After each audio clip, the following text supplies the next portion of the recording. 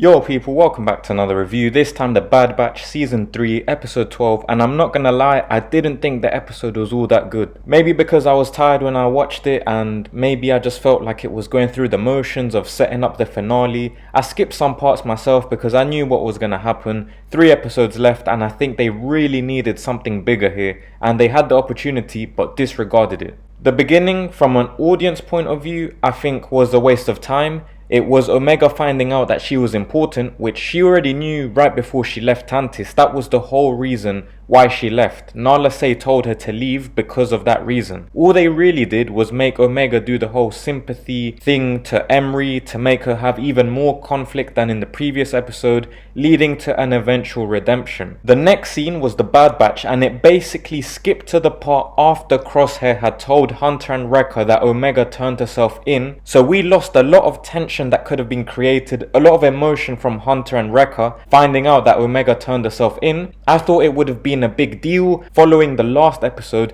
and maybe see Hunter take out some of his anger on Crosshair for letting it happen, for letting Omega turn herself in so easily. I don't know, some tension, something. But we got nothing. The whole thing just made Crosshair look like shit because he didn't want to go back to Tantis because of the trauma, and I understand that. But had they got to Rampart with Omega, they'd have a one-up on the Empire. They'd be closer to solving the coordinates and probably wouldn't have got ambushed on the island. They were all planning to go to Tantis anyways to free all the other clones and to stop the Empire anyways. So was he not listening when they were talking about that? Overall, the plot just exposed itself. It felt really cheap and poor, especially with how good the whole show has been so far. Mind you, in one of the previous episodes as well, when Hunter and Crosshair had beef, Crosshair said that he had no more information to give, so he lied to all of them. It feels like they skipped all that emotional part, all that character exploration, because they're running out of episodes, which is not a surprise. For me, they really missed. They had 2 different times to explore this character, to have some conflict, some tension amongst the group yet again after losing Omega, and she's kind of the one that joined all of them up in the first place in terms of forgiving Crosshair and everything. So I really think they missed it here. And again,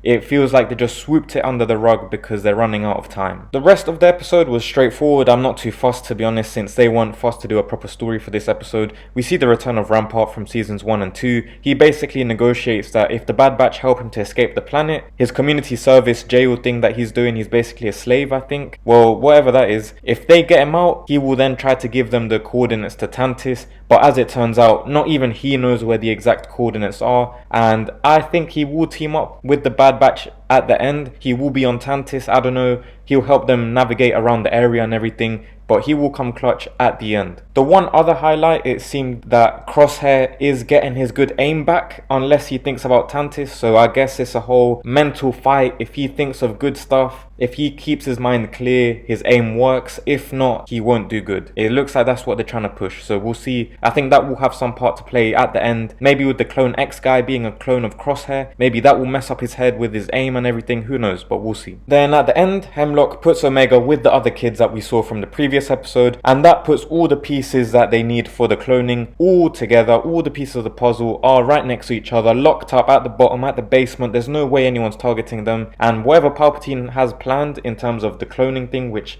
I think is force sensitive clones, well, he's nearly there. He's got everything in place. Now it's just a matter of time. But yeah, overall pretty standard episode. I wouldn't call it filler, but I'm more disappointed with the fact that they had things to explore and they just swooped it all under the carpet. It seems very unrealistic, uncharacteristic from the show and from the characters. But it is what it is. Definitely one of the poorest episodes of this season, if not the poorest, just for that reason that I said. Which is a shame because we're right at the end of the whole show and they could have given us a bit more than what we got. But yeah, as always, let me know your thoughts down below in the comments. Did you actually like the episode? Was it filler for you? Let me know down below. Like the video as well if you enjoyed. Sub to the channel if you haven't already. And if you're new around here, really appreciate all the support. Thank you for your time and have a great rest of your day.